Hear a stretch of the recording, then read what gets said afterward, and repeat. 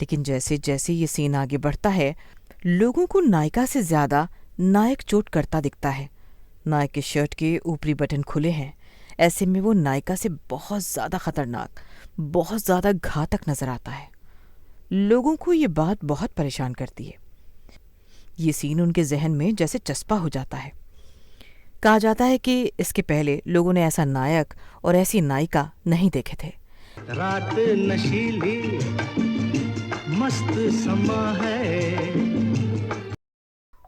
आपने ये दृश्य देखा? इस सीन में दिख रहे हैं नौजवान राजेश खन्ना और कमसिन शर्मिला टैगोर। कहा जाता है कि कभी इस सीन ने पूरे हिंदुस्तान में खलबली मचा दी थी। उस दौरान देश में एक ऐसा भूकंप आया था जिसमें हर कोई ऊपर से नीचे तक हिल गया था। आखिर ऐसा क्या था इस सीन में जिसकी वजह से आराधना ने मचा दी थी हिंदुस्तान भर में खलबली? नमस्कार, अब आपको बताते हैं पूरी बात, लेकिन उसके पहले कुछ रोचक और अनसुनी बातें आराधना के बारे में, राजेश खन्ना के बारे में, शर्मिला टैगोर के बारे में।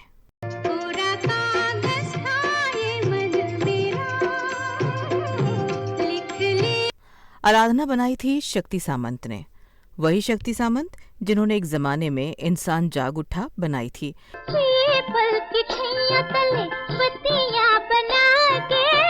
जिन्होंने एन इवनिंग इन पेरिस बनाई थी, साथ के हम सफर थक के घर। तो उन्हीं शक्ति सामंत ने आराधना बनाने की ठानी।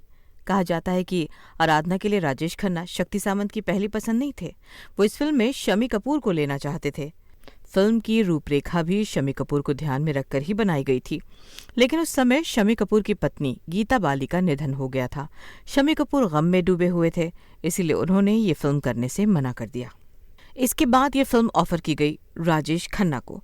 राजेश खन्ना को आराधना में लेने के पीछे एक और कारण भी था।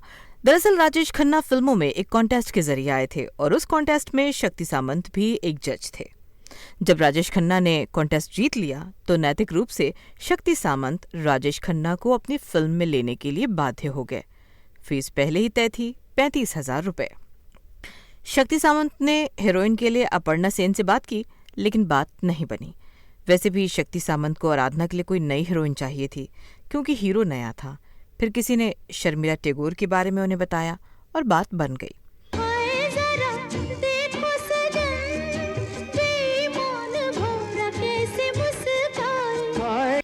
शक्ति सामंत की film an evening in Paris में शंकर जयकिशन ने संगीत दिया था, लेकिन वो शक्ति सामंत को बहुत महंगे पड़े थे। कहो प्यार है तुमसे, ओ जाना कहो प्यार है तुमसे, कहो प्यार है तुमसे। हाँ। दीवाने का नाम तो पूछो, प्यार से देखो, अकेले अकेले कहाँ। एन इवनिंग इन पेरिस से ज्यादा पैसा भी नहीं निकला था, सो शक्ति सामंत किसी सस्ते लेकिन गुणी संगीतकार की तलाश में थे। फिर उनकी एस.डी. बर्मन से बात हुई। इंसान जाग उठा के लिए एस.डी. बर्मन ने शक्ति सामंत से महज 75,000 रुपए लिए थे। जानू जानू तो शक्ति सामंत को लगा कि वो आराधना के लिए ज्यादा से ज्यादा 1 लाख रुपए लेंगे, लेकिन एस.डी. बर्मन 80,000 रुपए पर ही खुश हो गए।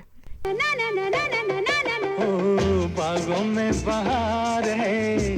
हीरो हो गया, हीरोइन हो गई और संगीतकार भी हो गया। गाने लिखने के लिए आनंद बख्शी को ले लिया गया। आराधना बनी और तय हुआ कि इसे 24 अक्टूबर 1969 को देश भर में रिलीज किया जाएगा।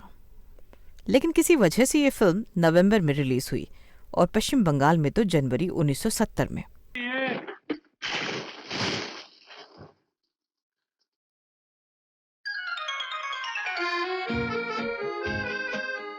कैमरा नहीं है मेरे पास, वरना एक गजब का फोटोग्राफ मिल जाता।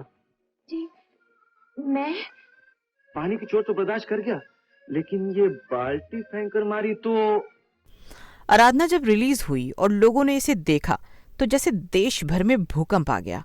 लोग अचानक आए इस जलजले से हिल गए। इससे पहले लोगों ने ऐसी फिल्म देखी नहीं थी। उन्हें लगा कि ये हो क्या रहा है। मेरे सपनों की रानी कब आएगी तू, आए रुत मस्तानी। राजेश खन्ना रातों रात सुपरस्टार बन गए। आराधना का एक सीन तो लोगों के मन में ऐसा समाया कि लगा कि किसी ने उन्हें सम्मोहित कर लिया है, हिप्नोटाइज्ड।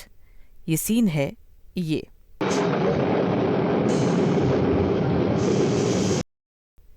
तूफानी रात है, बाहर बारिश हो रही है। नायक और नायिका घर से दूर किसी अनजान जगह रुके हैं। फिर ये सीन आता है। इस सीन में नायिका दिखती है, नायक दिखता है, दोनों के बीच की स्थिति दिखती है। रूप तेरा मस्ताना, प्यार मेरा दीवाना। लेकिन जैसे जैसे ये सीन आगे बढ़ता है, लोगों को नायिका से ज्यादा नायक चोट करता दिखता है।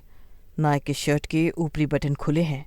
ऐसे में वो नायिका से बहुत ज्यादा खतरनाक, बहुत ज्यादा घातक नजर आता है। लोगों को ये बात बहुत परेशान करती है। ये सीन उनके जहन में जैसे चस्पा हो जाता है। कहा जाता है कि इसके पहले लोगों ने ऐसा नायक और ऐसी नायिका नहीं देखे थे। किताबें बताती हैं कि इस सीन वाले गाने के लिए बंगाल के अखबारों में अलग से विज्ञापन दिए गए थे। 24 जनवरी 1970 को अखबारों में बड़े बड़े हरफों में छपा था, रूप तेरा मस्ताना।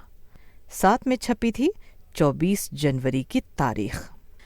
कहा जाता है कि 1969 के नवंबर से लेकर 1970 का जनवरी तक के दिन संगीतकार एस.डी. बर्मन के लिए यादगार थे।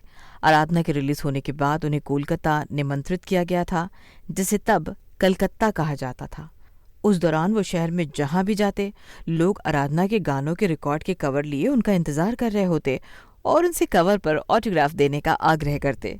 किताबें बताती हैं कि संगीतकार एस.डी. बर्मन के लिए उन दिनों एक और खुशी की बात हुई थी। एस.डी. बर्मन फुटबॉल प्रेमी थे और ईस्ट बंगाल की टीम को सपोर्ट करते थे। 1969 के जाड़े में क्रिसमस से पहले मुंबई के कूपरगेट स्टेडियम में रोवर्स कप का फाइनल खेला गया था। इस मैच में ईस्ट बंगाल ने मोहन बगान को 3-0 से हरा दिया था। इसके बाद तो संगीतकार एस.डी. बर्मन की खुशी देखते ही बनती थी। भूल कोई हमसे ना